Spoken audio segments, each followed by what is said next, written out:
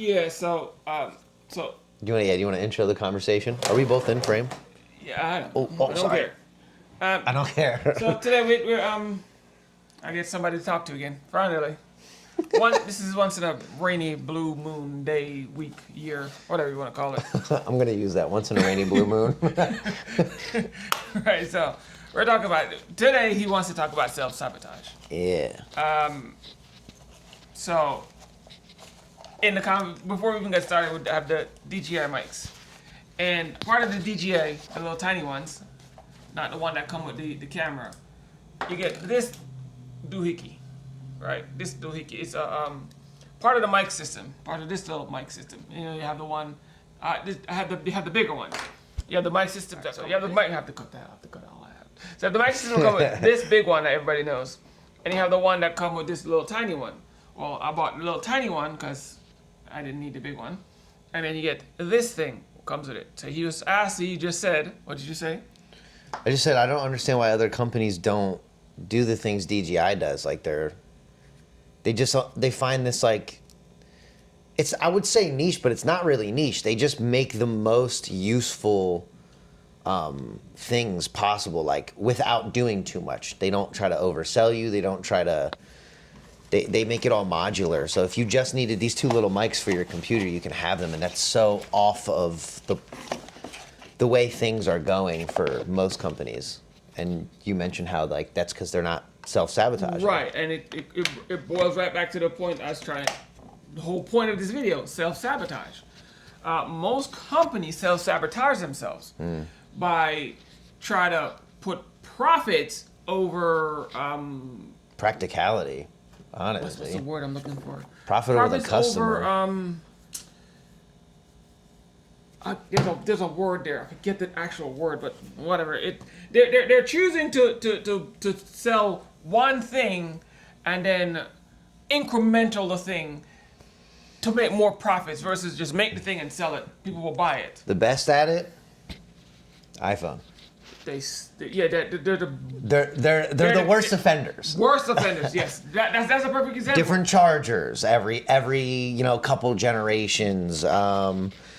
Everything.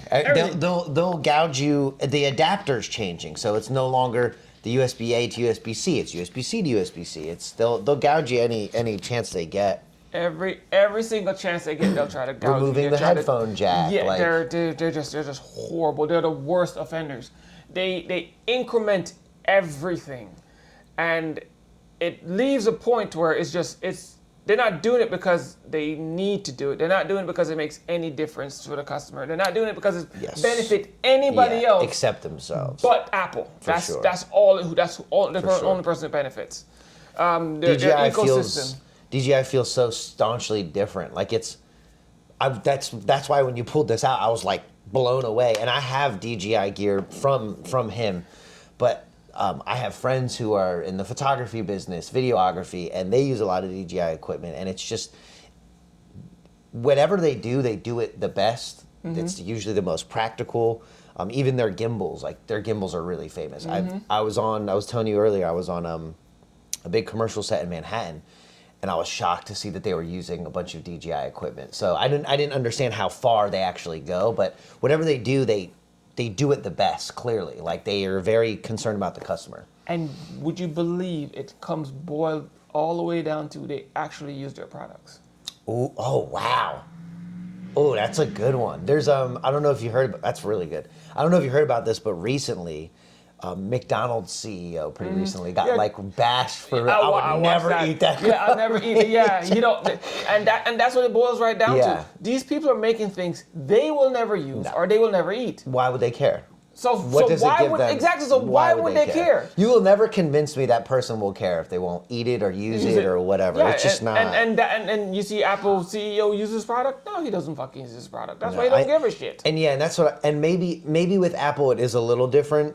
Depending on who you are. I don't have enough information on that, but essentially, you can feel the difference in people who use it. And there's a level of care that is baked in to products. And now, I'm not like a huge, I love gear, but I'm not doing anything so advanced that I would need or truly understand the complexity. But even someone who doesn't understand can look at this and go, why has this not been made before? Like why? Yeah. Like there's all from the small amount I do get into.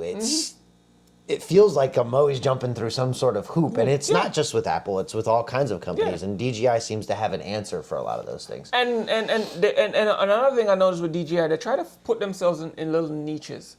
So, for instance, the mics. The reason why nobody ever made it before because nobody never had a need for it. Seemingly, Yes, right? but then if you look in the videography business, there was an actual need for it. Especially with creators, like there are kids running around, they have their iPhone. They might not need the Pocket Cam yet, which, by the way, the Pocket Cam, I'm seeing it more and more. And you can actually attach these to your cell phones. That's what I mean. It's your cell phones, your everything. Like, and this, I watch you plug it right into your computer. Yeah. Even if they bring their computer with them for a sit-down interview and they're on the go, they need their phone. They need this thing and a computer. Yeah. What? That's insane. I would do interviews on the go, and one of the things I would carry around is a field recorder. And the field recorder is just a giant version of this that you put in your hand, and I can go back and forth, but there was also 2 XLR mic slots. So I would put that in my pocket, I'd have 2 mics, and we would sit there. And that's cumbersome. So like that's, it's you know annoying. what I mean? It's quite annoying. It's big, and don't get me wrong, the sound quality was great, but the sound quality for these I've seen not just with these small mics, but with the bigger versions too. They're excellent. They're easy to use. They're also not directional. We're getting very specific because we're gear nerds, but the idea is this. Let me scoot in a little bit.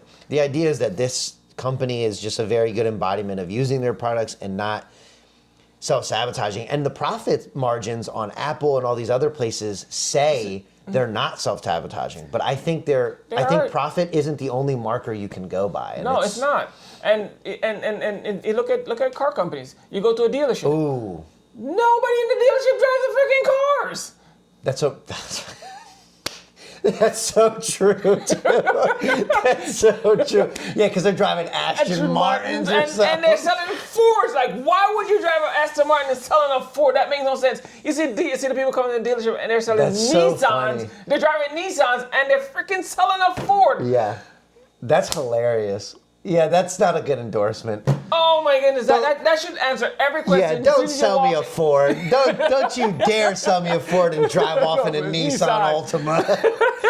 Oh God, which they're not, but you know what I mean. Yeah, it's this that's all a good has point. to do with self-sabotaging. Yeah, They're sabotaging themselves because they're not using the products. So when the products do have an issue, they don't know if the product have an issue. Yeah. And they're putting self-sabotage can be as funny as it sounds because profit is the lifeblood of a business, but there are instances where you are putting profit over it too much, and that is self-sabotage for sure. It's self-sabotaging, and this is why American companies are failing because they're self-sabotaging. Oh yeah, I mean manufacturing in general isn't even in our vicinity, which is a big problem economically, and that's a whole self-sabotage of the country. That was a sabotage that was set up from that's coming from back Reagan's in era, Reagan era where they do the whole trickle-down economic nonsense. Yes, they were getting rid of all legislation that protects the American worker, and you're seeing. It's funny because then it was the greatest idea ever.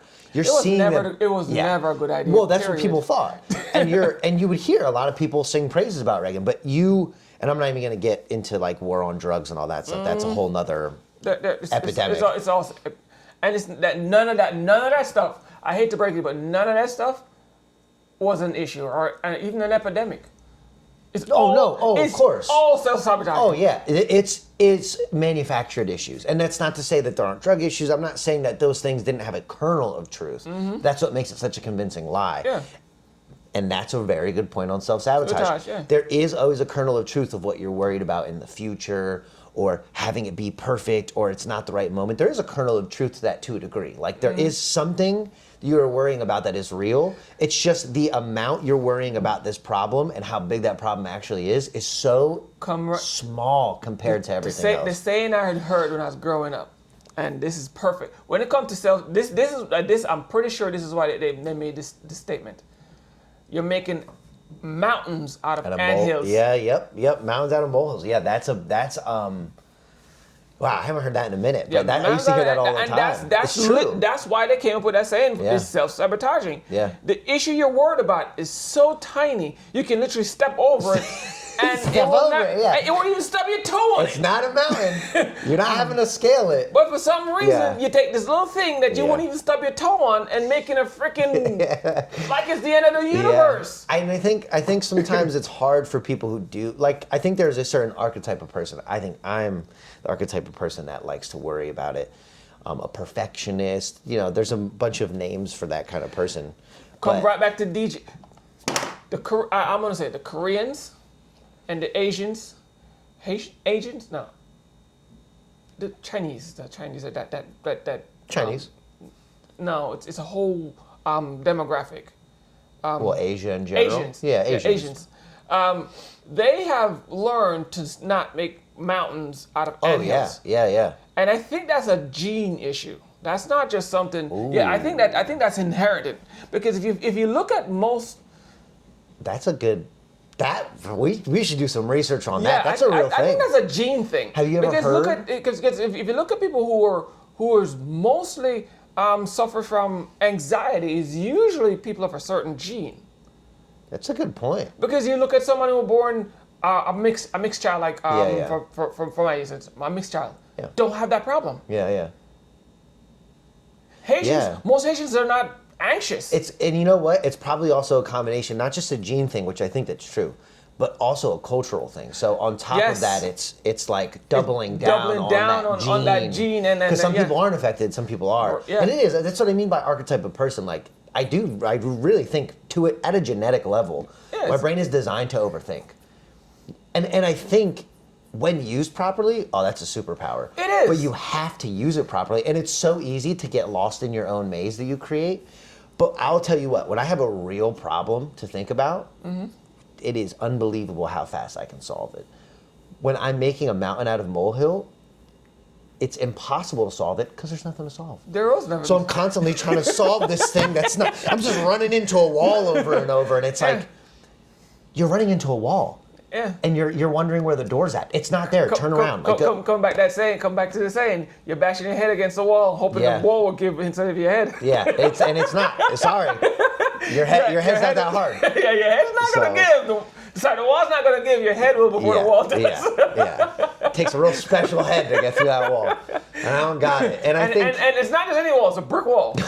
So you know it ain't gonna go nowhere. Yeah, and I got no helmet. Yeah. But no, but I think it's a gene thing, and it's also a cultural thing, and I'm sure Asian cultures, they're very, for instance, education in America versus education in Asian cultures in general. It's entirely different. They're teaching their kids to manage money when they're smaller. They're teaching their kids to the whole take nine. care of themselves The whole nine. while they're younger. Yeah. So the whole Health is a huge thing. Health is a huge thing. Yeah. So they're teaching their kids these things from they're little, and they're not so worried about what can or will not happen because they know in their community, everybody was raised with a simple, very simple logic.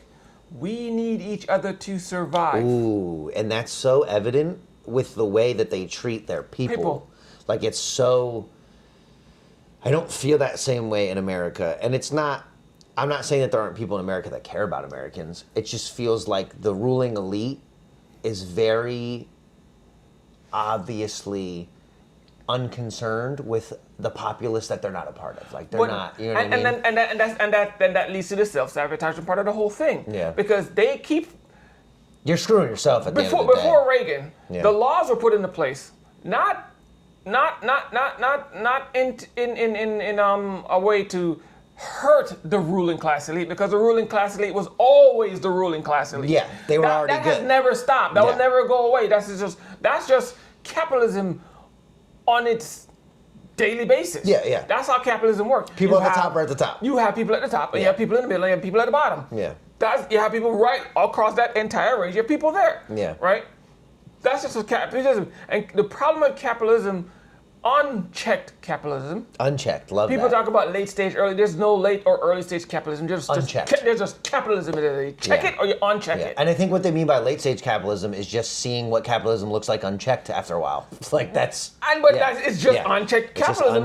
There's no late or early. I've never. It'll always end up there. You're going to end up there at some point. It's always going to end up there. You end up there at the beginning, or you end up there or when after this empire freaking crumbles. Yeah. But the problem is you were already there. Yeah. The problem is you cap how high you want to go on this freaking. It's a cannibalistic thing. It's a snake literally eating itself. Eating its tail. Yep. So but again, that is what self-sabotaging is. It is this.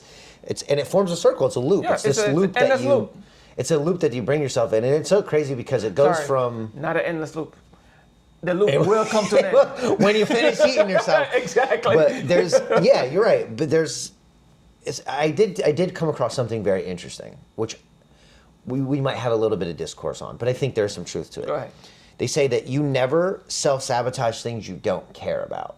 That's a lie. So I think never is strong, but I think often self-sabotage can come with things you don't care about as well as things you do.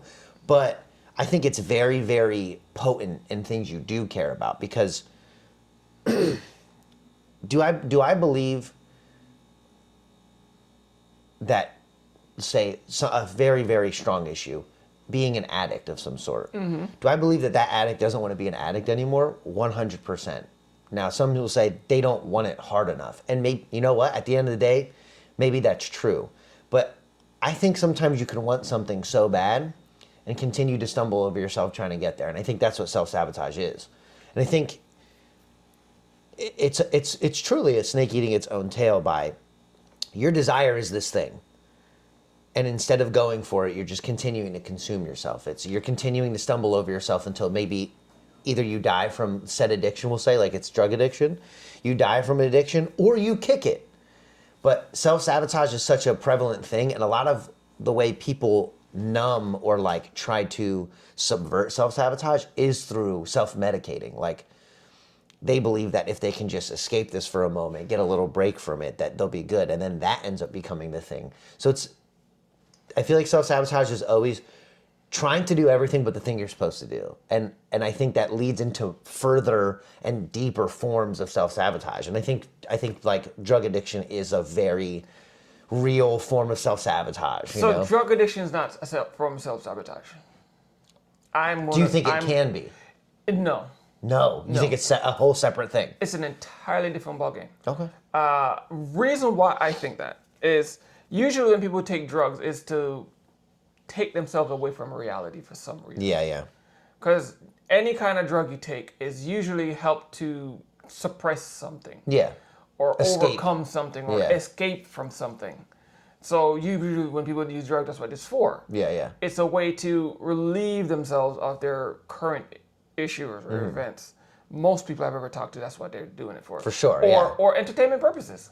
True, that's different. And I feel like entertainment purposes is different. I feel like there's a stark difference between...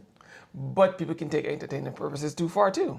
For sure. No, for sure. No, I've seen it. And then you have people who have just natural addictive tendencies. Yeah, I'm very naturally addicted to, video, anything. So drugs would not work well with me. Right. Because I would take entertainment purposes too far. Yeah, too far. And then that's also part. This is why I think drug addiction is never a form of self-sabotage.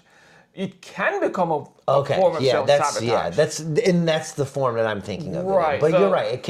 It's a plethora of things. I don't think everyone that's a drug addict is going through a form of self-sabotage and that's how they got there. Right. But I do think self-sabotage is a form of trying to escape reality, like making a mountain out of a molehill. No, self-sabotage is a little different. I'm gonna have to stop you right there. Okay. So self-sabotage is different from trying to get away from anything.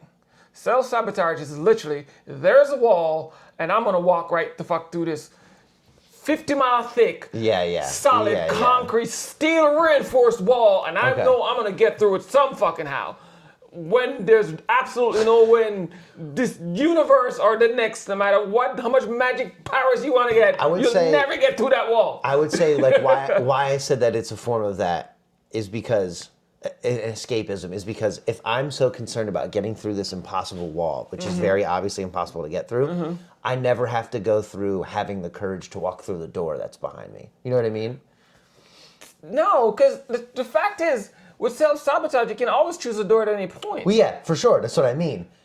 For me at least, I should say, maybe not in general. For me, self-sabotage is if I'm so concerned about this 50-mile thick wall, even though I really want to walk through that door, I'm scared to walk through that door. That now is where that's now what I And that's get. what I mean. You're scared. It's a form of escapism for me. No, it's not. It's not. For me, it's a form of escapism. It's not escapism either, because if you're scared, you can turn the fear off. You can choose to face your fears. If that's the big deal, if that's the problem you're facing, if you can go, you know what, let me turn around and face my fears here. But you still choose self-sabotage, that's still, you're not getting away from anything. You're just choosing one demon for another. Yeah, and I think for me, preferring the one to me is escapism. Like, you're not actually doing anything. You are removing yourself from the task you know you have to do that's at hand. You know what I mean? That's a choice. And that's self-sabotage. That's what I mean. Self-sabotage boils down to a choice. And for me... But you're not escaping. You just said you're escaping, but you're not escaping. You're just choosing one demon over the other. Okay. Well, to me, that's what escapism is a lot of the time. Well, maybe not. Because escapism can be from, like, actual things you want to relieve yourself from. Right, you want to get away from your... Escapism doesn't always have to be negative either. No, exactly. But for me, that's a negative form of it. It feels like I'm making a mountain out of this molehill so I don't have to walk over it. You know what I mean? Because you don't want to face your fears. Yeah, I'm scared. Even though I can see exactly what's on the other side of that molehill, I'm terrified of what's on the other side of the molehill. Terrified, yeah. Oh, I have to actually try. And that's what I meant by recently, especially over these last, 2 years. I will go through my spurts, and I'm getting so much faster, and I will always, because it's part of my genes, I think, and also it's just a part of who I am, archetype, how I think. I'm so good at, coming into these overthinking loops, but now I'm getting just as good at breaking them. So it's like I'll even allow myself, because sometimes I have to. I have to make my one lap around the track, and as soon as I start my second lap, I'm like, I've been here, and then I stop, and that it's been helping a lot. And you sent me a really interesting video about, because we're stats mans, we're numbers guys, we're very analytical that way. Actually, I have it written down in my notes because I look at it. But let me get that out real quick. But it is essentially just saying that you cannot predict your success. You can't. No. There is almost no predicting your success. And right here it says it's the first thing. I have this note called truths, and whenever I'm spinning out, I'll just go back to it. And I started it when you sent me that video. Perfect. Intelligence can only predict 23% of success. So it's not to say that prediction isn't null and void. Obviously having a path and going and marching down it is useful. But 77% is networking with emotional intelligence and pure luck. It's luck. Between pure luck and emotional intelligence, you're way better off than sitting there being like, I know exactly how I'm going to succeed. It's like, no, you don't. You never do. It's completely impossible. Perfect example. Look at some of the best artists you know. Some of the most amazing DJs, entertainers, all across the board. Music designers, movie designers, drawers, artists, whatever you want to call it. Most of the best ones, you look at the thing and just hit you like that, just out of the blue. Yeah. These people don't get anywhere. True. Yeah. But the person who makes some of the worst freaking things you can ever freaking make and dream of, they're up there making billions. And that's a very extreme. There is a shade in between, but you're right. Some of the greatest artists ever, homeless artists. Have you ever seen? This is a really good point on that. Have you ever seen the man playing the violin in the subway? No, I haven't seen that one yet. Okay. This is so on point. This man, as a social experiment, played a violin for I think 3 hours in the subway, see how much money he'd make, see how much attention he would grab. And some people stopped, some people gave him money, but for the most part, everyone just walked past him. They're on their way to somewhere. Right. They're in a subway. Later that night, I'm gonna butcher where he played, but it was in New York City. He played at one of the huge, maybe the Lincoln Center, like some insane huge venue, Right. for an orchestra. He was a professional violinist. He was playing, I think, like $1 million violin. Wow. In the subway, playing the level of music that allows you to buy $1 million violin. And they said, greatness can be right in front of us and we wouldn't even know. No, yes. They said the venue really does make a huge difference on how people perceive things. And it's like, he just gave a free 3-hour solo rendition of what he was going, that play people the were same paying night. tons of money Money to for, watch yeah. that same night. On $1 million violin, like all that feels so real. And it really is. Some of the greatest artists are And it's not right as- under our noses, and they don't Get anywhere. so it's not to say that intelligence isn't important. It's not to say you still do need the ability, but it's that ability, it's especially anymore, is so, some of it is compensated by other people's ability behind the scenes with writing. Some of it's compensated for technology with your ability to sing, or and we're speaking specifically of music right now, but Right. just in general. And you're right. It is in general. Even it's that engineers, Oh yeah. everything, Yeah. designers, all the fields. You could pick a one. All the talented. I read this thing. I saw this thing the other day, and it is true. It says, genius is not. What's the word they said? Genius is not praised or worshipped or even upheld. It's squashed, murdered, and buried. It's not culturally beneficial. Right, it's not. I mean, it is when that genius does whatever he does that changes the world. Yeah, no. And But until then, even then, Oh, yeah. even then, because look at Einstein, Nikola Tesla. Yeah. These people died in freaking obscurity. It's true. And it wasn't until way later a lot of them became famous. I mean, and that goes for painters. Vincent van Gogh famously died super poor. Yeah. But the Starry Night is one of the most famous paintings to ever exist, along with many of his other works. But he died poor, and you're right. A lot of these people do. Wow, you're right. I kind of forgot some of those examples. Geniuses are shunned. Yeah.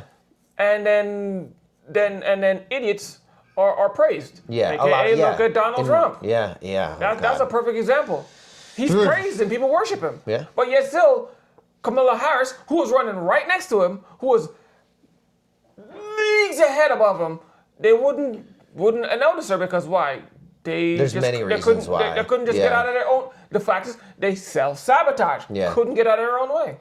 I mean, I think that's a huge cultural thing too, like women especially. I mean, in a lot of other cultures, women leaders are okay. I mean, I think of like Norway. I think of There's a few women presidents out there. and they're the prime ministers And the there are the countries they are running are doing well. they're doing phenomenal. I mean, and it's such a difference.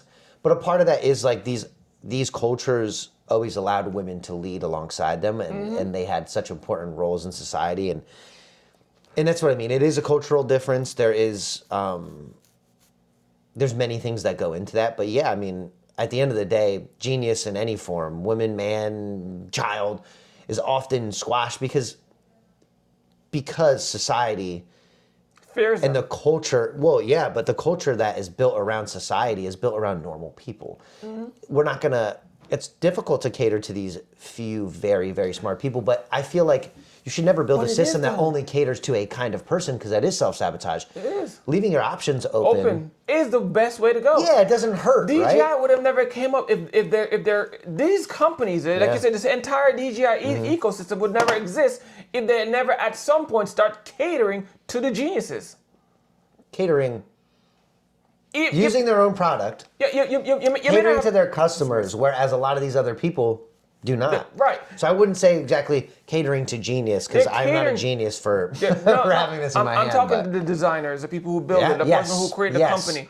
Someone who said, I think it's a really good idea. And they If go, it makes- you know what? Yeah, let's cater to this genius. You're exactly right. Yeah, you're right. So Yeah. they That's a good may point. not be praising them because I don't know who the hell made this thing or came up with the design, so they're not But really they- praising it them. was enough to But get here. But it's enough to let them build the damn thing. Enough to have it in our hands and us talking about it. Yeah. And that's more than most people Have will done. ever get. And that's a huge difference. Look at some of these companies in the United States. There are people in these companies that are giving these CEOs amazing ideas.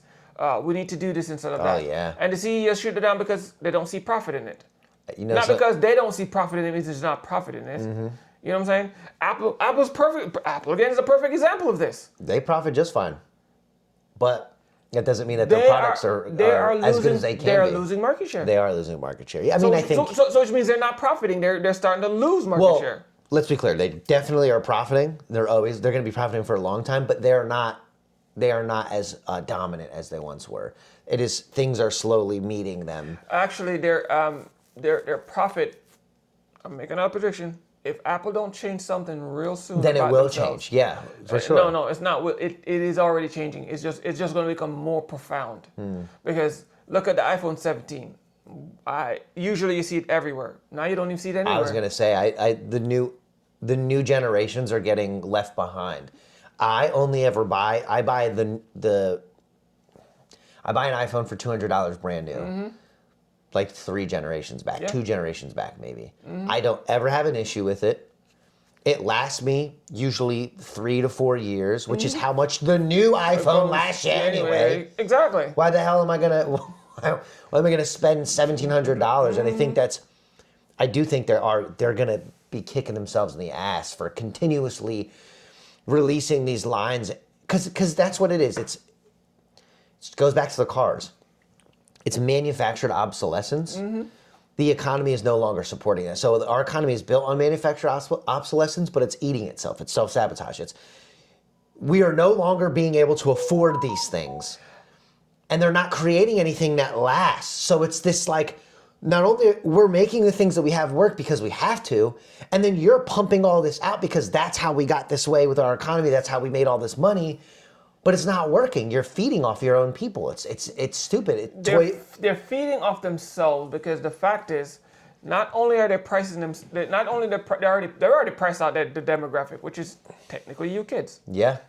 You kids are totally priced out. Oh my God, hands down. This is why they're losing market share. Hands down. And the fact that they're barely incrementing these stupid fucking things, now pricing out the second set, which is me. Yeah. Because I don't see a need to get an iPhone. There's no need. I use an iPhone for 5 minutes. I want to throw it out the fucking window. Yeah, and it's funny though. A lot of people in your age range though are, because of their kids getting iPhones, and that's becoming more of a thing. But I don't think the ease of use is one of one with that group. Yeah, you know what I mean? You're a tech guru. And me as a tech guru is trying to kick the phone out the window. And that's because you understand the other options out there. Like for me, I use iPhone not because I don't understand that there are other, maybe better, even easier to use options, but because it's a cultural thing. Like Apple's done a really good job of cementing it in culture, but the culture's breaking. And you know what? As it starts to break down, I will remove myself. But until then, I'm ashamed a little bit to admit it. I am a part of that brainwashed. I understand I'm brainwashed, but I'm a part of that brainwashed blue message. Like, it's not, especially anymore. I can read now. Before it was like, which I never cared about truly. Before it was like, I can read when they read their text. I can do that with people on Android now. Phone. Yeah, you can do it on Android. There's literally no difference except the color anymore. That's it. And there used to be Apple purposely, and this is how I think it's a good sign that market share is breaking down a little bit, because they purposely would make it so different. They would make the group chats with people that don't have iPhones, they would make them harder to use. That wasn't Apple. Apple didn't do that. Oh, was it Samsung? No, or was it wasn't Android? Samsung. The EU made them do it. Really? Yes. Why? Because they wanted more integration. Oh, no. I meant, okay.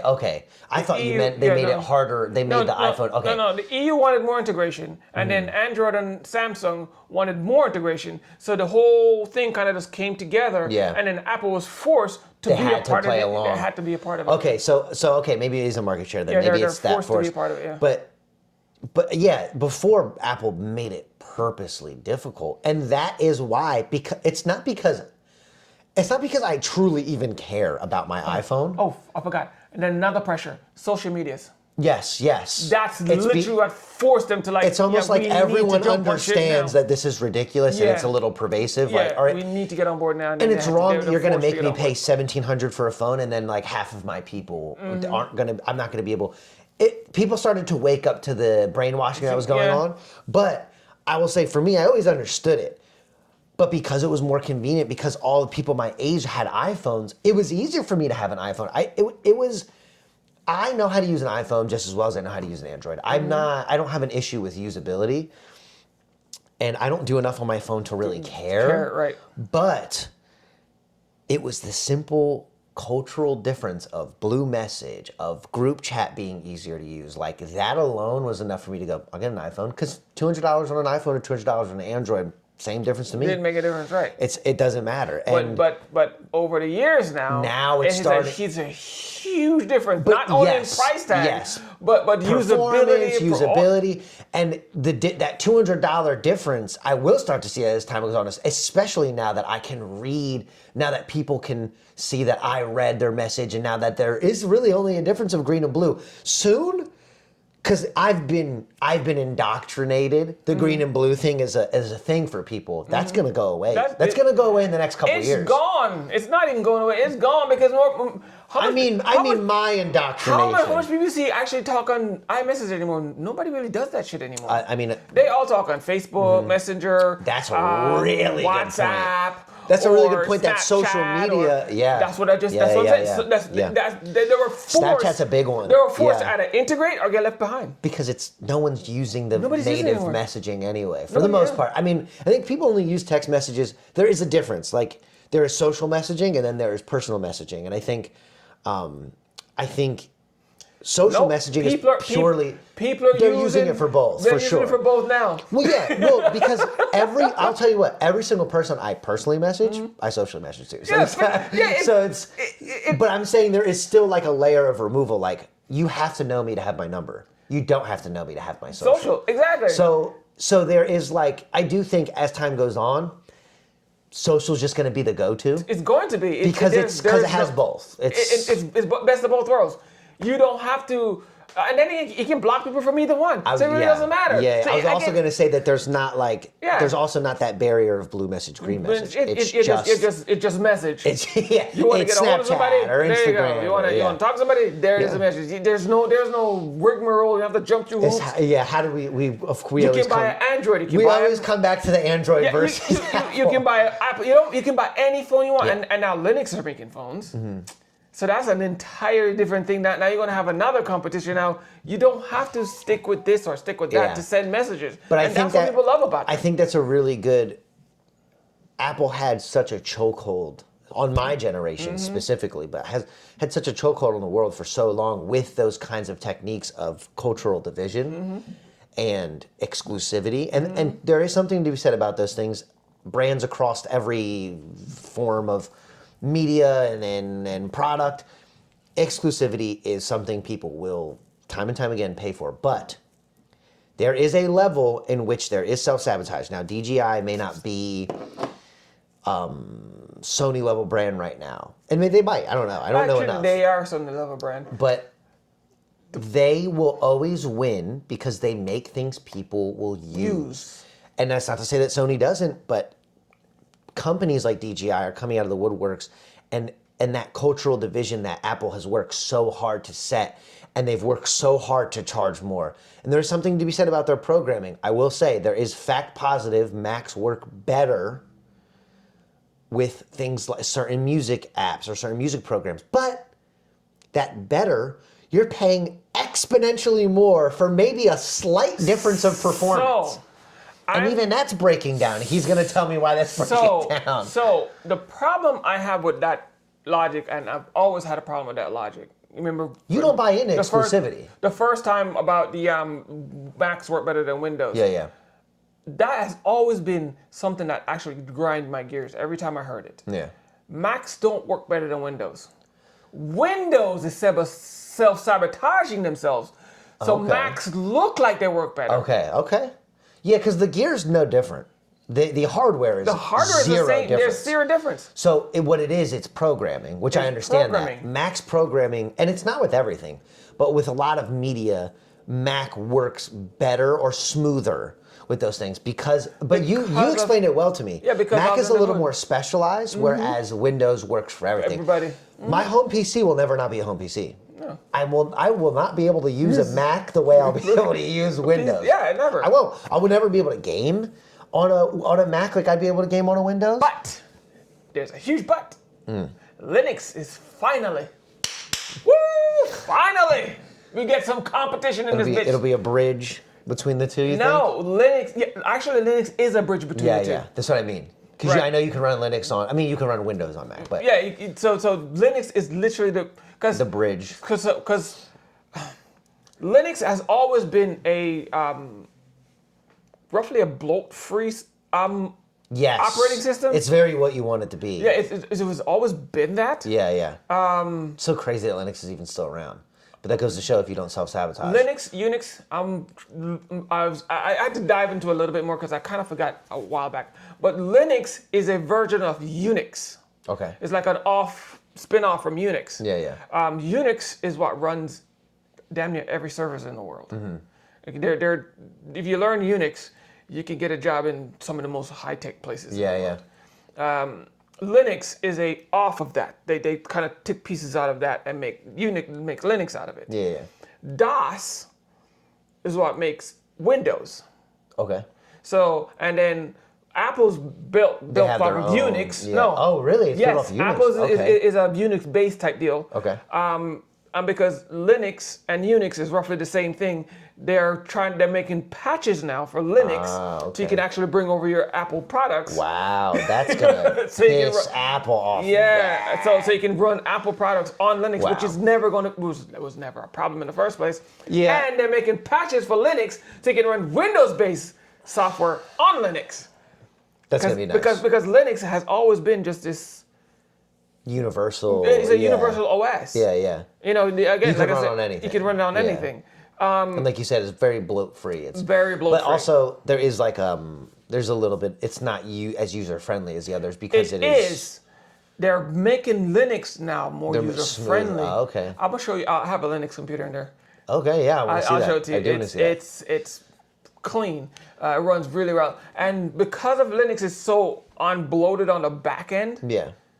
it seems like a PC runs faster, which is what Mac is. Mac is you It's have the less OS bloat. layer. Yeah. Then you have I think it's the OS layer, you have another layer, and security layer, and then you have the application layer. It's kind of like how your network works. Yeah. So because they're so separated, when the PC's running, it can perform better because the application send it. It's on its own layer. Right. Gotcha. Once when the PC turns on, it verifies everything, make sure everything's running, nothing's doing nothing it's supposed to be doing. It's not getting access to layers it's not supposed to It get access to. prioritizes processing better. Right. Yeah. So when the application does send information, it just runs to the stuff it's supposed Straight, to and yeah. just pump out stuff. Whereas Windows is filled with the Well, actual. because it's trying to do so much. It has to account for a lot more than Macs Right. do. But again, It doesn't. well, I'm saying ideally, It right? doesn't. Like Mac is never does. really. Then Yes. why would they do that? Because that's Windows has always been a self-sabotaging industry. Don't know why, don't know how. Yeah, but there has to be. So you explained it to me before that. Perfect example. They do Windows more. 2000. Remember Windows 2000? Yes, yeah. You remember Unfortunately. how clean that was? So I don't remember enough to know how clean it was, but yeah, Windows 95, Windows 2000, yeah, Windows like, XP. That's what Windows can physically do to this day. They are okay. just. But you don't bloating think because of application- the use of it system layer. has like diversified that's why it's like No, that? they're doing it on purpose. Why do they do it on purpose? Because they just want to ruin their own fucking. I don't know. They ruin the company. They're just stupid. I don't know. We gotta look into that. I don't know. You can look. I know you can looked look. into I'm gonna it, tell you yeah. right now. That's what they're doing. They're bloating the application, the system layer, Okay, well, we're getting very specific into these code. which is the self-sabotaging part It is of a it. self-sabotaging thing. But that cultural division that used to pay off, in my head, it used to be Windows is much more diverse, like as a product, and can do more.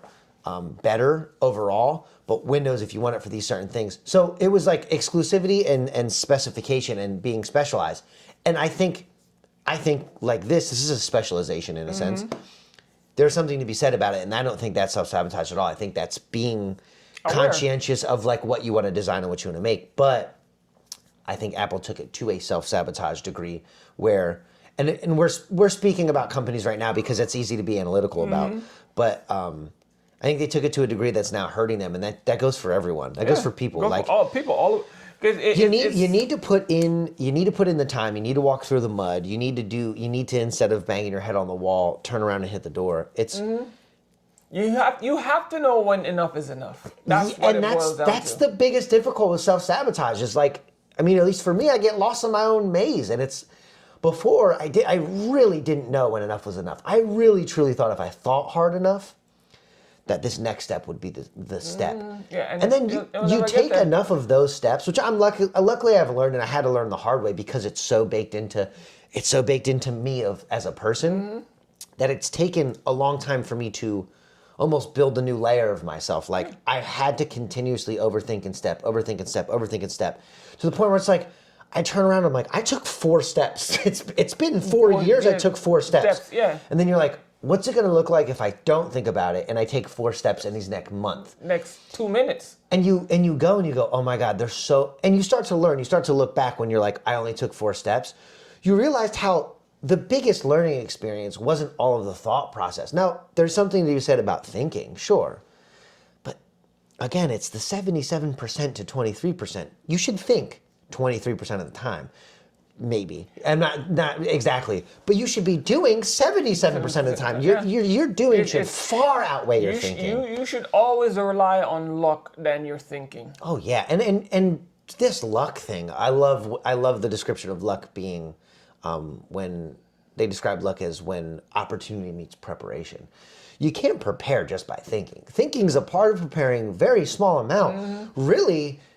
I mean, thinking has so much less to do with it. Preparing is continuously making mistakes and trying stuff, then looking back. I'm going to remove part of that. Okay, so luck don't always have to do with preparation. That's true. You're right. It could just be opportunity. You don't have to be prepared to take that opportunity. That's a good point. Yeah, you can walk out the door. Somebody see you. Hey, that looks nice. Yeah, give this a shot. That's it. Come do this. Well, you know what I talked about. I haven't. So it's been. Oh wait, I'm not supposed to use your name. Okay, don't worry about it. I haven't seen this man in a while. This crazy man in a while. So I haven't got to tell you that I've been on a lot of movie sets recently. A random opportunity, a luck thing that I found through doing the music thing, which you already know about. But it's getting more and more intense. And this guy that I'm with that I met through music, his production company is like taking off. He works for Saturday Night Live, so he's like busy between the two. It's giving me a lot of responsibility.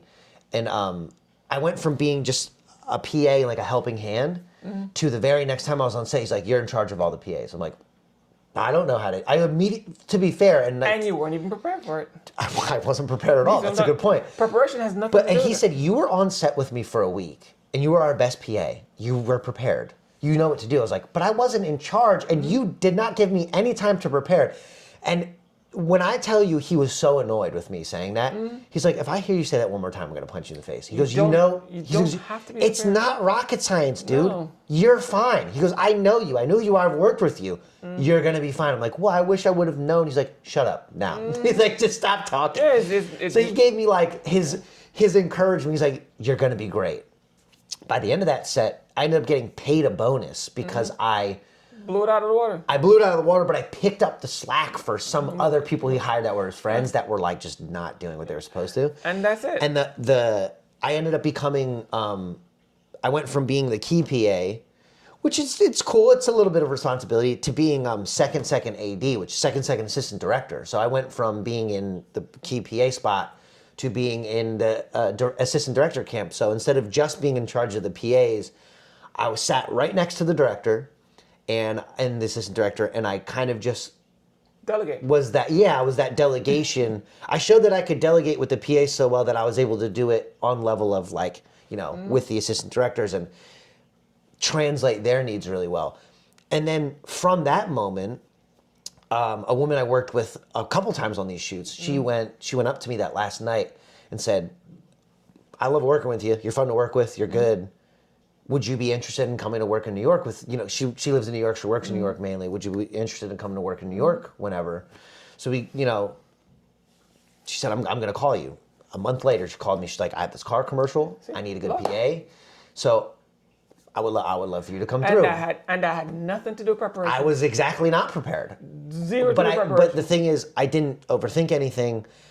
To be fair, I didn't have a chance to because he was smacking me around like, it's just happening tomorrow. Yeah, and but it was perfect. And this is why I said luck has nothing to do with preparation. It's Preparation a matter. Is nice. Luck. It's not necessary. To me personally, luck has to do with your environment, the people in your orbit, and they can be either connected orbits. Yeah. Networking. That's just networking. And that's how your network. Luck is literally based off what the universe decides to throw in your fucking lap at the time it feels like throwing in your lap. Yeah. It's totally, absolutely random. Because you have people who will prepare themselves every fucking day. They are so prepared. They're up here with education, experience, and they will never get a chance to save their life. No, and it's all about that. It's all about those percentages we said, the 23 to 77. It's pure. I'm sorry, but success has to do. No. There's no actual percentages. I just mean that's their. What I'm trying to say is that I measure it differently. Yeah. Success to me is 10% preparation, 90% luck.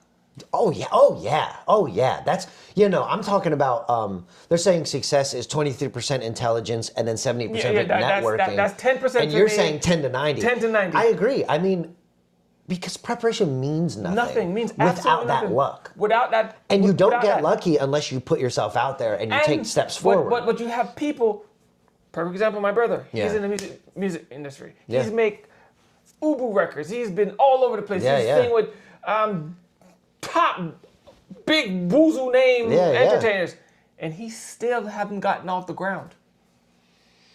So you can be when I say you can be uber prepared and you still don't get nowhere. And you're putting yourself out there. And you still don't get nowhere. It's literally just, as far as I'm concerned, it's 10% preparation, 90% luck. And you know what though? And then there's also something to be said about success. Like being on the ground might still feel like success to him. Like him having to be able to work with those people.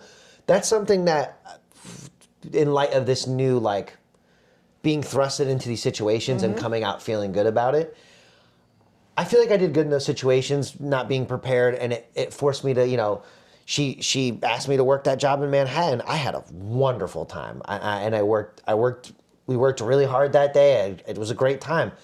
I made new friends, I made new connections, and I don't feel the need as much to be prepared anymore. No. I do, however, feel the need to take those steps. Yes. But if you look at me right now, you could easily say, he's not doing anything. He's not doing anything huge. I've worked with celebrities I never thought I'd meet. And there's nothing. And to me, that's success. So working. So and then now you're talking about subjective success. Yeah, subjective success. Yeah, I'm not getting paid buku bucks. I'm not a big name myself, but you have to. But everybody take success subjectively in their own measure. Yeah. So if you want to measure your success as where you are as successful, that's plus. And I think, but you have other people who want to be at the next level and then can never get there. And you know what? There's something to be said about that. I think a part of my self-sabotage was being concerned about being at that level. And I think after having taken steps randomly and having been thrust in the situation, encouragement from you. I mean, it's almost like he has this antenna where he knows I'm overthinking really hard, and you'll give me a call or you'll it's weird. It's this weird connection. But throughout those moments, throughout you learning and teaching, watching your channel grow, I mean, I spent so many hours thinking, so many hours preparing, buying gear, all the whole nine, everything but the doing. And that's not to say I didn't do, because it led me to doing some amazing things, this movie thing included. But regardless, I wasn't doing half as much as you were.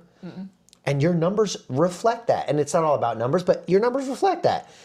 And I think moving forward, with the encouragement you've given me in these moments that have happened, I just want to continue to give myself the opportunity to be satisfied with the level of success I'm having.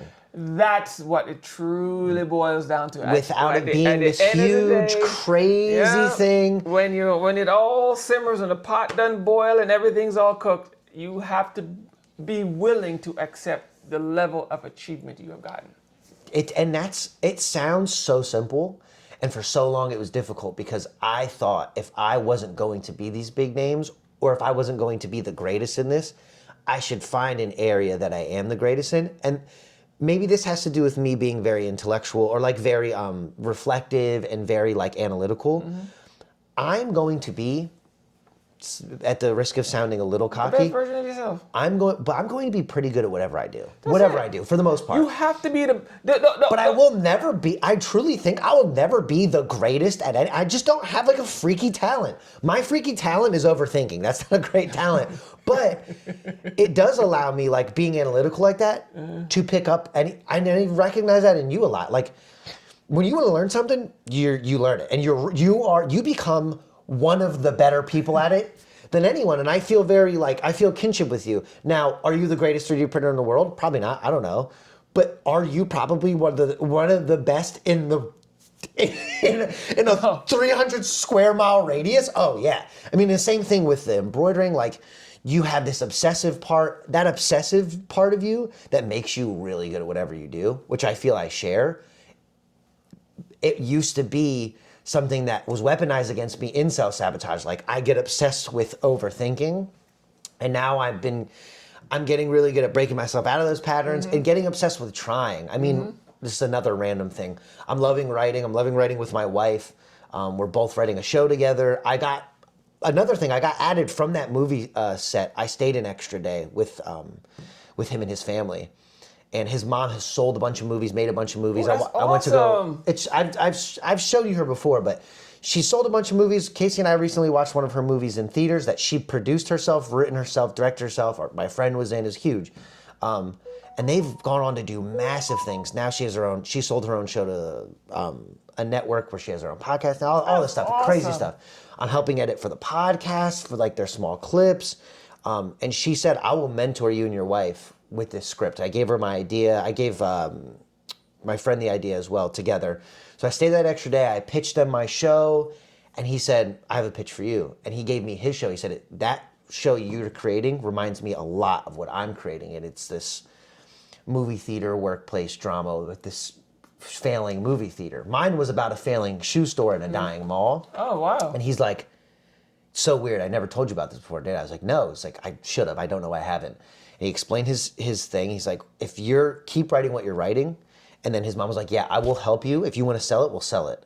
We'll figure out how to sell it. If you want to produce it, we'll figure out how to produce it. We'll work that out."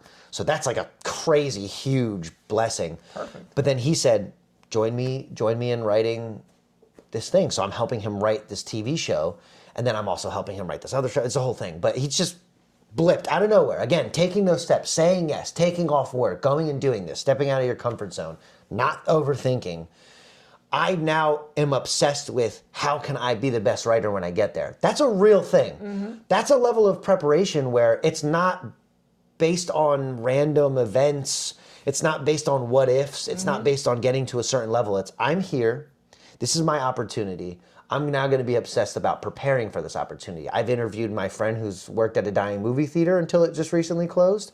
I have a couple friends that I'm interviewing that work there. And you have to remember, get out your own way. Yeah, and that's what I feel like I'm doing. Instead of obsessing over these what ifs, I'm now tackling something real. I'm actually Just putting effort move, in. Just one foot in front of the next. And then another thing I've always wanted to do like a stand-up. I don't want to be a stand-up comedian, but I enjoy comedy, I enjoy stand-up comedy, and I wanted to do an open mic night. I cannot find an open mic night near us for the life of me. So I was going to go to New York, or I was going to go to Philly, and it was even difficult to find those. I don't know what rock these people are hiding under. Like, I see open mics all the time on Instagram.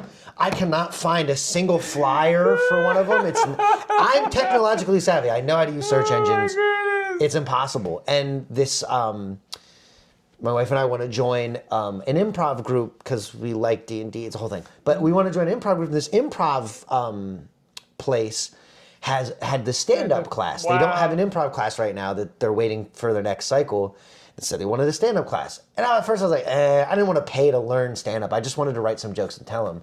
But there's a show at the end, and then they give you 6 weeks of like joke instruction, like structured jokes, delivery, like, and they give you like critical feedback. I'm like, that sounds pretty cool. I think I could do that.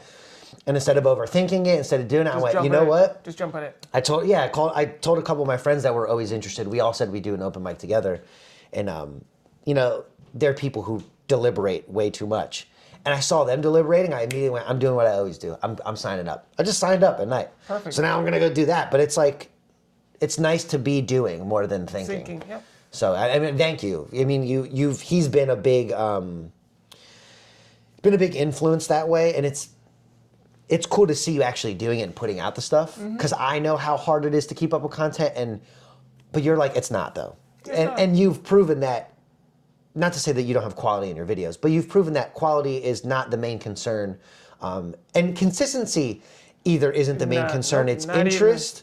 And it's interest, consistency, and quality. But you showed me that like doing all those things doesn't have to suck the life out of you. And it can be what you want it to be. And the funny thing is, you say quality, but I don't even worry about quality either. Even this camera, this beautiful camera, So you're talking about picture quality. Picture quality, it's all that. Yeah, picture quality. That's the simple thing to fix. So once you get a good camera, thing, a good learn camera, how to use it. And that's the thing, you don't have to learn how to use it. See, that's So self-sabotage. That's self-sabotage. But I mean, if you want to get even better, learning how to use it in your own time. But there's autofocus. There's so much stuff plop it down. Put it down. And that's the thing, you don't have to think about anything you're doing. You don't have to get super into the details. I'm detail oriented. Just start doing it. But yeah. And over time, it'll come. It will come. Yeah, for sure. But you have to be willing, open-minded, know that, hey, look, that's the wall, that's the door. Yeah. Let me go to the door and not the wall. Yeah, it's taken a lot of demystifying my own mind, but you've been a very consistent voice. I don't have anyone else that like is that close to me that knows like my overthinking tendencies, but then also knows. I either have people that know me from the content side and from the music side, and they don't know me personally, or I know people that only know me personally can give a shit what I do content-wise. You're that one person in between that's also doing something. You're one of the few people I know personally that actually is trying things, and like you do try things. You do learn and gain new skills. But that's what I mean. Like I don't have anyone in my life that is doing any of that. They're so stuck in the dredge of their own lives that they're not like. Yeah, they're and I'm trying. Which no shade to them. I get it. I'm a part of it. And I'm trying to do that with everybody I know. Oh, the boy went to Job Corps and he's doing amazing. I know. I'm happy. He finally got out of self-sabotage thing. Remember he continued to say, been telling y'all for years that he's not stupid. He's just lazy. I know he's not stupid. Self-sabotaging. I grew up with him. Right? I know he's not stupid. Yeah, the self-sabotaging is also being knowing you need to do something and make every excuse in the book not to do it. Get out of your own way. Yeah, and it's. I think he has a similar mind to. He does have a similar mind. He's your son. He's a similar mind to you. We have similar minds. I know. I recognize that. And he's just lazy. But being lazy, being lazy, self-sabotaging. It's 100% self-sabotage. This is why these companies are failing. A lot of these companies, not even countries. Not even companies. Countries are failing because of the same reason. They don't want to do what's required. Yeah.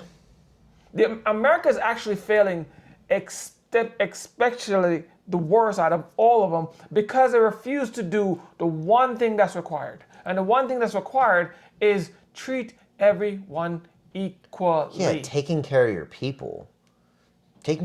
There's enough in this country to share. One person don't need 10 fucking homes. One person don't need 100 cars. One person don't need 5 yachts. One person don't need 10 planes. And it's so hard explaining that because culturally, we're all raised in America. And now you weren't raised in America, so that's not some. I think you have a much.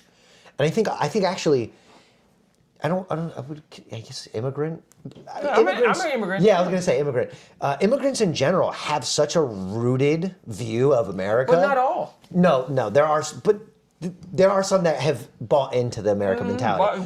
But I mean, there are a lot of the most grounded people I know are immigrants because they've come from a place that is either going to be the end result of what we are headed toward, or have some sort of other crazy trouble where it's like, you guys don't have real problems, but also they're like, it does not make sense that someone has 10 homes. It does not make, like,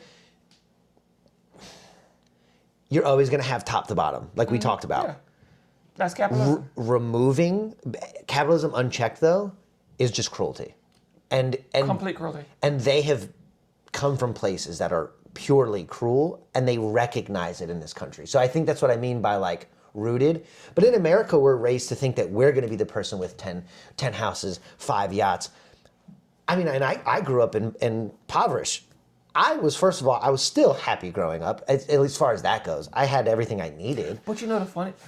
I don't need... Since you mentioned that, did you know the best times in my life I can remember was when I had nothing? It's because it's fake. We're fed this thing that material is what is going to give us purpose, is what going to give us fulfillment. Yeah. And anyone, I mean, again, it's varying degrees, and some people, it literally takes having 5 yachts for them to go, I hate my life. Yeah. Because they're so fixated on getting those things. Actually, I met rich people. I've met people on every rung from top to bottom. I've met them all. And the second you hit middle class, and if you don't believe me, you can research it yourself. Diminishing returns. The second you hit middle class, you start hating your life.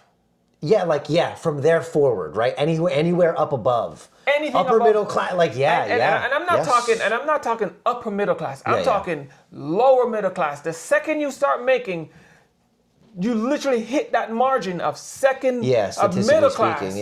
You start hating your life. It's subtle at first, but as you start going higher up the rung, you start hating your life more. And I've met rich people that are some of the happiest people I've ever met. So obviously there's always exceptions to the rules. So it's not just money based. They pretend. I have not. To this day in my life, I have met a bunch of rich middle, and I've still to this day haven't met one. Not one. Well, I can say I have. And again, there's always exceptions to the rule. And the reason why I'm telling you this, you see people outside laughing, chatting, pretend. They all pretend. The second they go home and close the door, the real them is comes out. This person I know, I'm thinking of a singular person. I know him personally, someone I've actually worked alongside for years. I know him. I probably know him better than most people know him. That person is genuinely a happy person. He just happens to be rich. He is not happy because he's rich. And I think that's the distinction. That's the distinction. The money, when you hit middle class, I think what you mean by when you hit middle class and you start to hate your life, if your goal is money and you're starting to get that money and you're not happy. No, because here's a reason why you're not happy.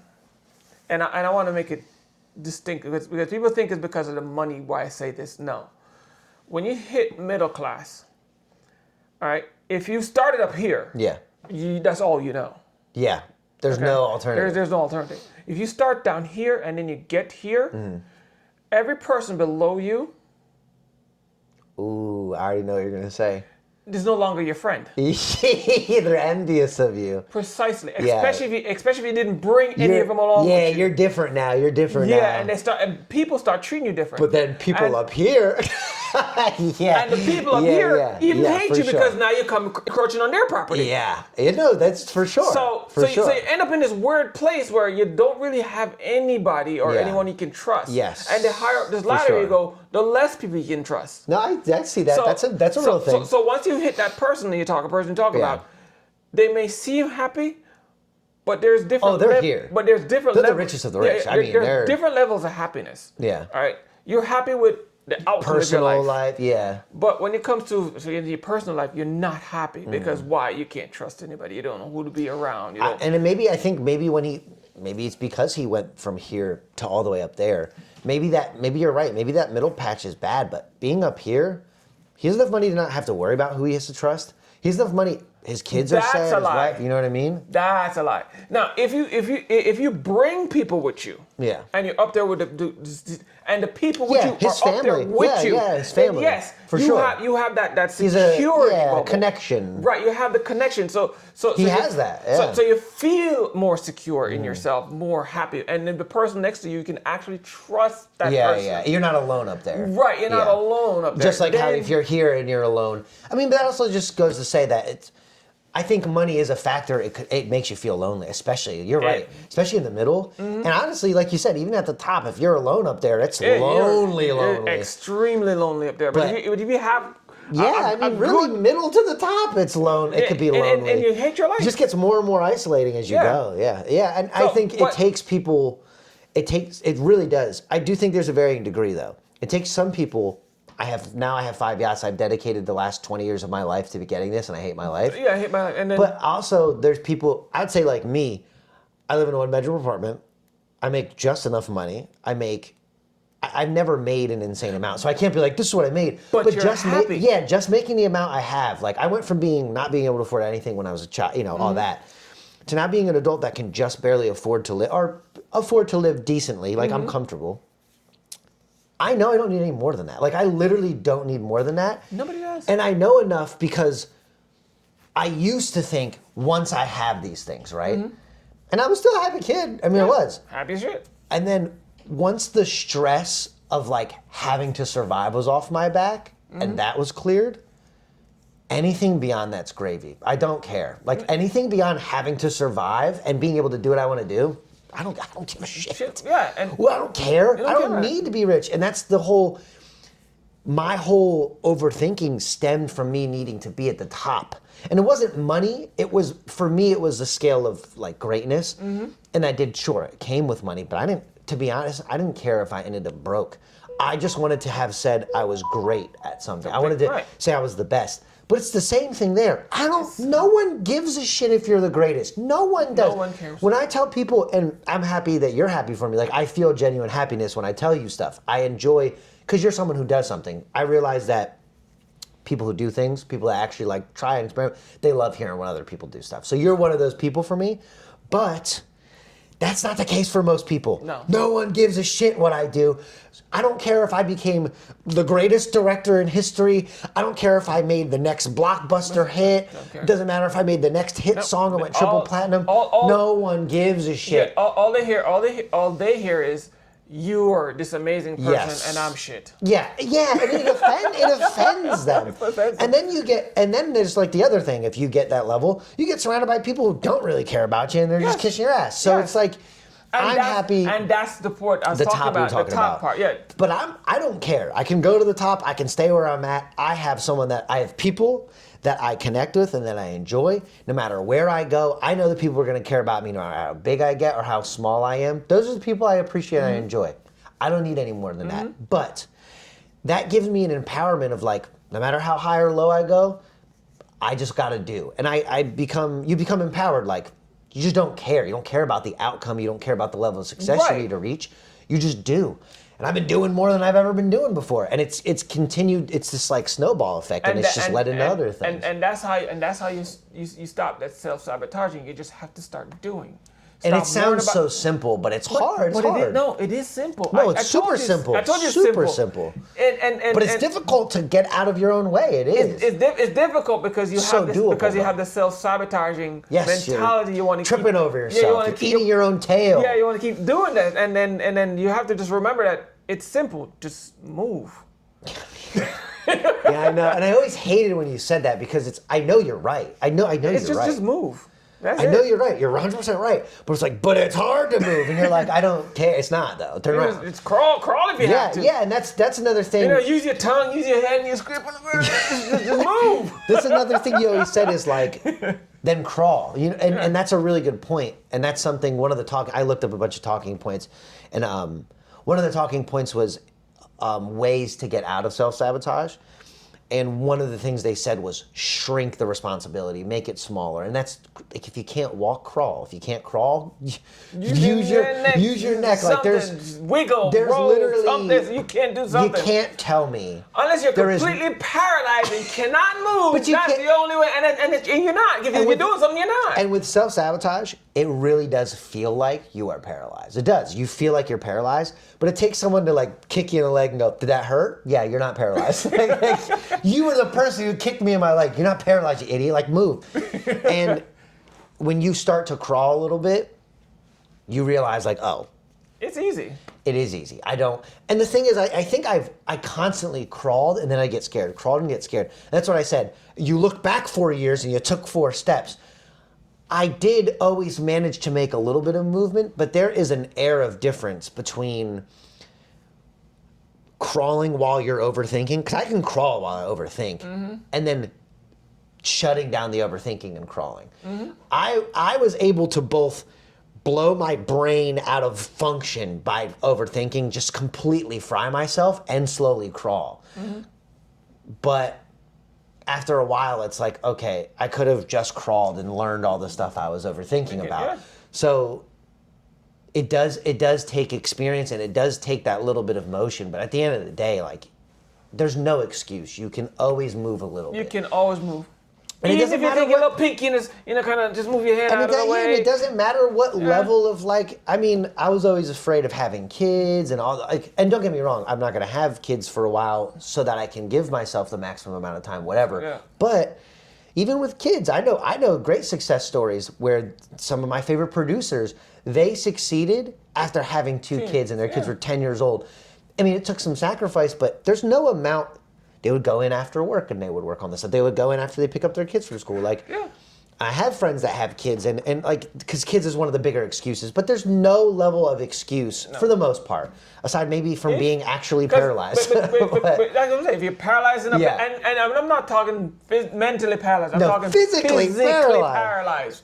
So even then, you can still do something. Yes, there is some small amount of movement you can make. And that's, I'm not going to pretend to say that being paralyzed is like easy or something. No. I'm just saying, no matter how difficult your situation is, there's always a little bit of room you can move. And I think I always imagine my situation being more difficult, and it's nice to have someone to hold you accountable to your situation. And I just say that. And even if you're physically paralyzed, as long as you have just even one person next to you willing to move you, that's literally all it takes. Yeah. Quite literally. I mean, that's kind of poetic. People who are paralyzed need someone to actually move their limbs for them so they don't atrophy as much. All you need is one solid person. Yeah. Remember the lesson I taught you? Don't burn your bridge even after you cross them. Yes. Yeah, that's a big thing you said all the time. Yeah. No, because you never know when you're going to need that bridge. You never know. And that's also a part of networking and keeping your network open. Like, it's a small network to keep burning your bridges. Sure, you might have found a much better, cooler, brighter, bigger bridge, but that doesn't make any of your other bridges less valuable. Right? It really doesn't. It does become difficult, I think. I mean, well, no, when you start to build a network of people that are like-minded, I mean, you never want to burn those bridges, and it's for what? I mean, it's useless. It's self-sabotage in a sense. It is self-sabotaging. I think that also that reminds me a lot of what we talked about with the technology. It's like, it feels like instead of maintaining all their bridges, they like to burn them in order to build a new and bigger one. Yeah, and it feels very irrelevant. And then a perfect example. One of the reasons why Apple is also failing is because they built something. They burned the bridge. Yeah. Somebody then copied the thing they just burnt the bridge down from, and then they try to sue them. Now Apple, now look at this position Apple's in. Yeah. They can't even copy people without worrying about getting sued themselves. Yeah. I mean, so now they're you stuck. reap what you sow. Yeah. Yeah. Now they're stuck in this spot where they can't really improve as fast as everybody else, and customers are noticing it. Yeah. And realizing they're paying for, well, technically nothing. They're paying for less. Yeah. More for less. Exactly. So now they find themselves stuck in this spot. You have no retreat. That's why you don't want to burn your bridges down. Yeah. So if you have 1 million bridges up, you can retreat on any one of them. Yeah. But they burn all of them down. Now they only have the one bridge. Yeah, it's not. Feels relevant. It does feel relevant. So this the whole self-sabotaging thing, you just have to get out your own way, realizing that, and the real part of self-sabotage, the real point behind self-sabotage, you have to realize you're not the center of attention. You will never be the center of attention. So I was saying, no matter how great you are, no one cares. Yeah, and the universe is way bigger than you. There's literally not a single person ever in the history of ever that, aside from Jesus, maybe. And not even him. Jesus was crucified. And again, I just mean, barring an example like that, but even, you're right, even him, there's someone in Africa who's never heard of Jesus. Right, exactly. Someone across the world in some remote village, you're right, even God. Yeah. Because remember, there's multiple Not gods. to be a blasphemer of But any there's sort. multiple gods. But that's, So that's such a. I'm gonna think about that all the time. yeah, so there's now. multiple gods. So Even God God is not the center of the universe. Oh wow, that's good. We should slap that on a shirt. Oh man, that's like an epiphany. Jeez. Because people compare themselves to gods all the time, but literally, actually, even biblically, Not even there are people your that don't God even is know the what universe. biblically means, and you're thinking it's the best-selling book in the entire world. You're right. You're never going to be the center of the universe. It doesn't make sense. It never will be. And I think. Not that I ever thought I'd be the center of the universe, but I just thought people would care more than they would. And But be grateful that it's not that way. Yeah. Now I have the two channels. I'm grateful even one person watched the damn videos. Well, you have a whole community, Right? Because you talking about niche. You solved the niche. You created this thing that you actually do, and then instead of hoarding all that information to yourself, you shared it. And then I get to come over here, and almost every time I'm over here, someone's calling you from your community about it, and it's not something that. Something you started, but people are like, I know someone who can help you with that. I know someone who can help you with that. And you grew your group. That's crazy. It's crazy. It's cool. Right, yeah. It's cool to see. And no one would. I wouldn't have guessed it. But no one knows about that unless you know about it. And there's so many things like that. That's also what makes the internet so beautiful. But culture in general. Let's say pre-internet, you had your celebrities, you had your movie stars, you had you had this. What I would call a cultural monolith. We talked about that before. Need battery. Let me get a plug. All right.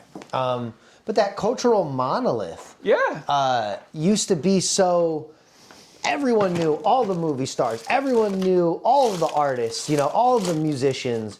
And now you'd be hard pressed to find people with 5 artists they like in common. Or you'd be hard pressed to ask, tell me who the movie stars of our time are. It's hard. Goodness. There's not really that many names. No, and those people are only the names because they've been movie stars since the internet was new, Exactly. So, but there's the list is getting so big that there's no way to know all of them anymore. Well, yeah. Not only is the list is getting bigger, but also I think the internet's kind of exposing the size of our world. Oh man, I love that part. It's exposing the size of our world in a way we just could not comprehend on a day-to-day basis. And I think in some ways it's really damaging to us. But I also think in other ways it's super freeing. It is, and that's the part I love. It's not the fact that it's damaging. I think it's super freeing. We're learning. No, I do too. I think it's a net positive. I really do. Especially with the fact that we're seeing different countries now. Yes, how they live. Yes, how they live, how they operate governmentally, politics. Politics, the way it of feels life, like the stuff they do is world awesome. politics is so much more relevant now because, to be fair, there's tons of misinformation. There's always negative that comes with the positive, but I do feel like it's a net positive. I've seen parts of the world, and not just parts of the world, not just the highlights, not just the brochures. I've seen people who live in these parts of the world in an intimate way. I've seen people from the Philippines making skits, and I get to follow them. And I've seen people from who moved to Japan from America. I've seen people who live in Japan. Yeah. One of my favorite people I follow, he's a kid from America. He moved to Japan and he just interviews people on a day-to-day basis until he's like, I'm interviewing people till I get fluent in Japanese. And he just interviews people and he has dinner with these grandmas and he has dinner with these these young men. He makes friends. He's this group of college alumni are eating together in a restaurant and they have him come and sit down and they buy him dinner. Like you get to experience the world through this person. You get to see, oh my God, I might want to move to Japan. I might want to move here. And that's kind of the problem with this country is that they try to ban information from anywhere else to suit their narrative, which the fact is the world is not that enclosed anymore. The world has not been that enclosed anymore. It's getting harder and harder to do that. And to be fair, though, it's getting... and that's why they want... And that's it's getting easier to spin information. That's why they're trying to own everything. That's why they're trying to own all the media outlets. But, that's only working for older people, really. That's it, because the fact And then the older people's kids and grandkids who are indoctrinated into that. But like you said, they're slowly being pulled out of that. They're going to pull themselves out of it. Look, you can only lie. You can only... get in someone's way. You can only self-sabotage until they say, you know what, I had enough of this nonsense. You can only eat your tail so much until you're done. Yeah, and I do think that is a net positive. I mean, look at what was it? Nepal? Was it Nepal? Had the revolution? One of them did. I think it was Nepal. Was it Nepal? I remember there's been so much revolutions going on over the place. But Nepal, they used the one-piece flag and like they did it. They organized it all over Discord and and it wasn't, and it was, by the way, I mean, there was like, they burned down some government establishments, almost no casualties. They hunted all the evil politicians and they hunted them all in jail. And they threw them all in jail. They didn't even kill any of them. It's phenomenal. That's so beautiful. They took down their government and built a new one in a peaceful way. Because the government should always fear the people. Billionaires should always fear the people. Oh, yeah. But here's a problem wrong with this country. The people... They convinced us we're all going to be billionaires. No. Poor people, for some reason, believe... Because nobody can convince you this stuff. This is another thing I don't get. Why people think someone can convince you of something. You have to convince yourself. Oh, yeah. I can give you information to help you. I can sit there all day, shoving this stuff down your throat.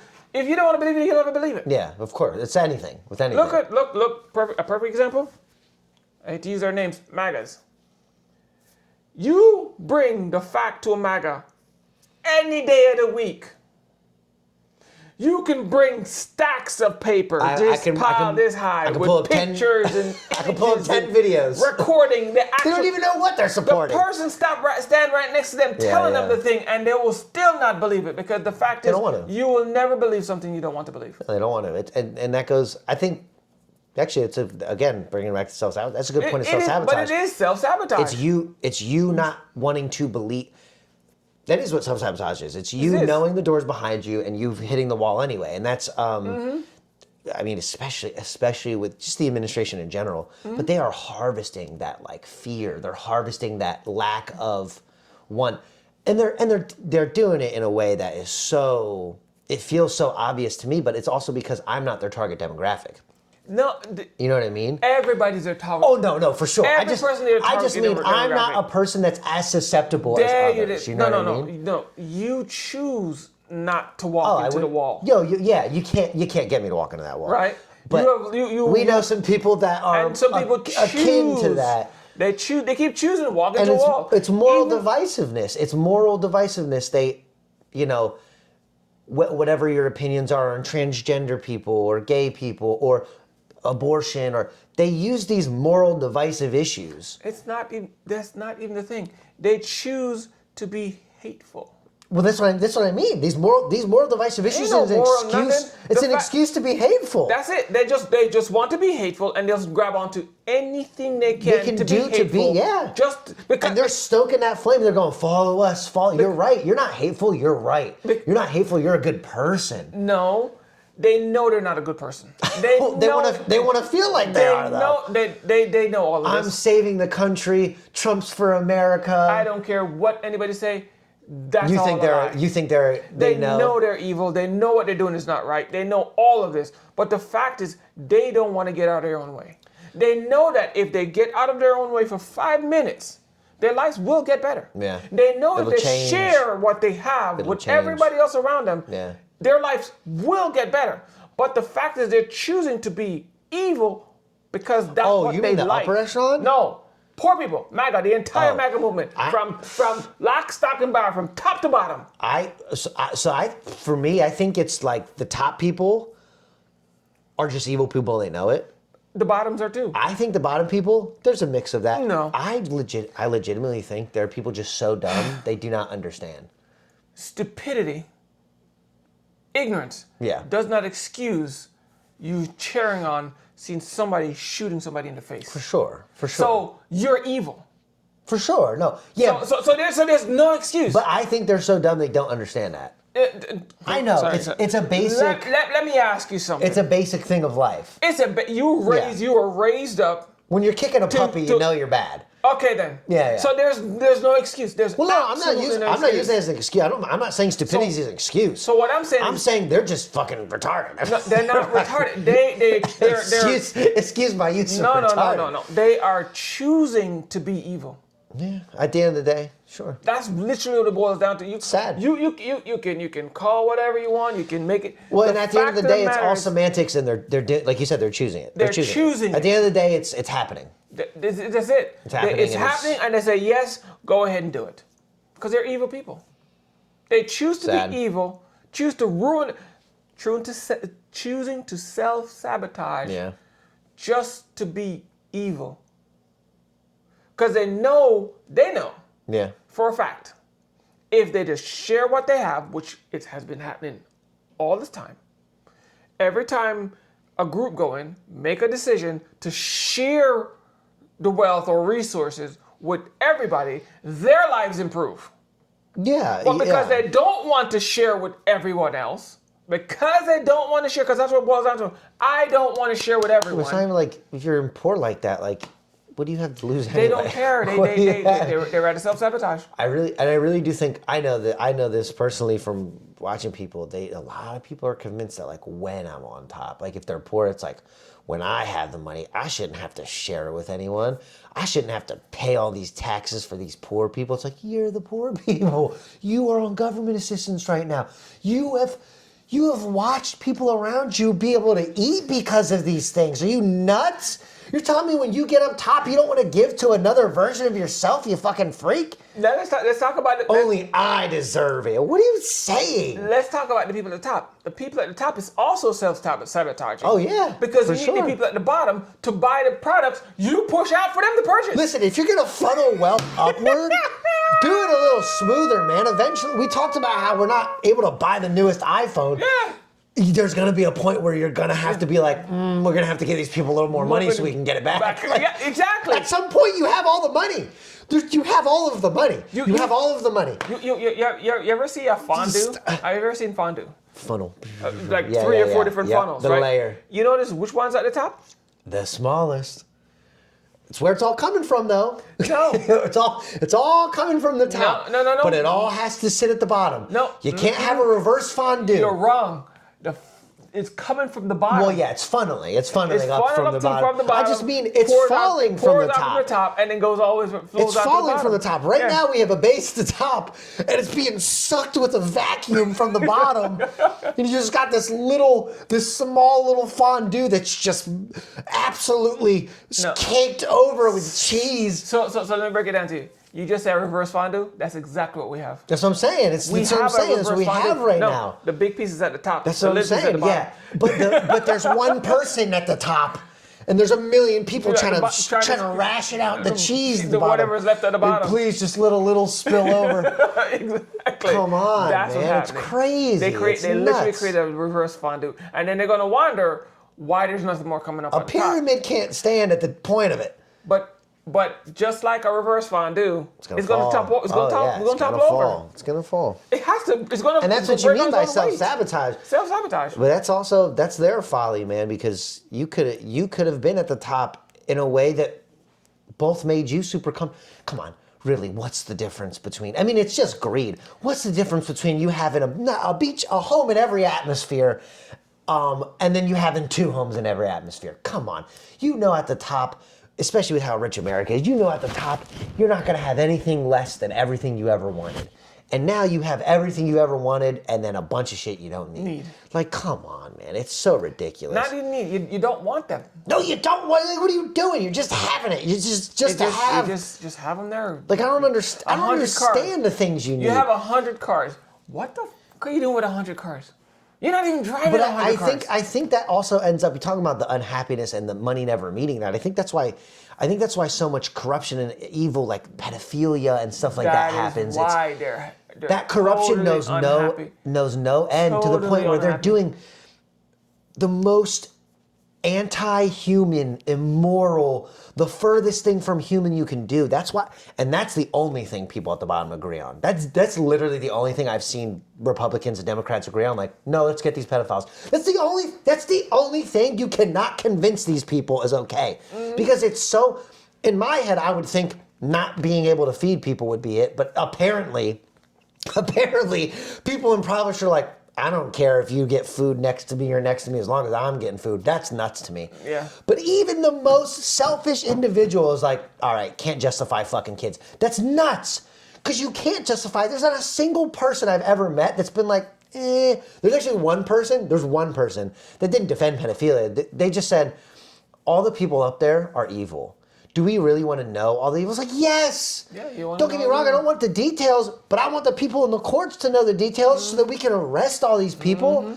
Do you really want to? Yes. I don't want my president to be fucking kids. I'm sorry. Yeah. And then his point was like, well, every president we have was probably fucking kids. It's like, I don't care. Then arrest all of them. You talk about cheering on people being shot in the face. I don't cheer on people being shot in the face unless they're pedophiles. If they're pedophiles, fuck. So yeah, I don't care what, why, how, or when. They just need to need to be arrested. Yeah, I mean and that's the only stopping point. Like I think with all self-sabotage, the end for people up top, the self-sabotage will be people. No. It'll be the revolution. That's unchecked capitalism. The end point of unchecked capitalism is going to be us having to rise up to take what we need, not just what we want. I'm not asking you. I'm telling you. Oh yeah. Look throughout history. Look at recent history. We just talked about Nepal. Look at entire history, the entire human history. Every time capitalism becomes unchecked, that's always the outcome. We're gonna come for that cheese. We're coming for that cheese. It never fails. We're toppling that. Yeah. Because that's up there with death and taxes. Yes, it is. Yeah, and that's what I mean is up there with death and taxes. Like these fundamental things of us as people. One of the thing is like, okay, you can shoot an innocent woman in the face and spin the story to me, and I'll try to believe it. You get all these crazy things that we've seen in this very recent history. So many people can accept, and they can convince themselves, and they can choose the evil. Because they're self-sabotaging. And I think the one evil they can't choose is, I think the breaking point, the stopping point, the one brick wall they don't want to smash their head into is the whole pedophile thing. That's not it. They'll find ways to justify that. The reason why. Really? You think so? Yeah, they'll find ways to justify it. I don't know. Maybe you're right. I hope not. The reason why they're so now against this whole pedophiling thing is because most of them have kids. Oh yeah. And because they have kids, knowing that if they make it legal, because they're trying to make it legal. Yes, they are trying to make it legal. Well, what do you want to believe it or not? They're trying to make it legal. Trying and succeeding are two different things. If they succeed, I will personally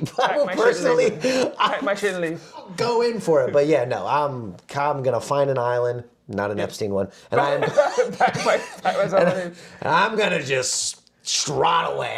So they're trying leaving to make society. They're trying to make that legal. That's the whole point. Yeah, I've heard tale of lowering age of consent and stuff like that. But the reason why the absolute only reason why these people are losing any kind of over it is because that it will now affect them personally. Yeah.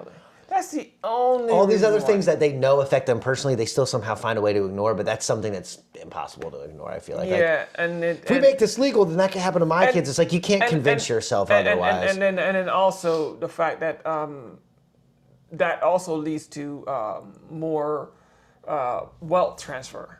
Yeah. You Oh, know, God. and then they'll find themselves not being able to find food, not be able to eat, Yeah. not be able to shelter. Then you have these people, you have to sell your daughters, your children just to get food, and that's just bad. And it's just because it's affecting them personally.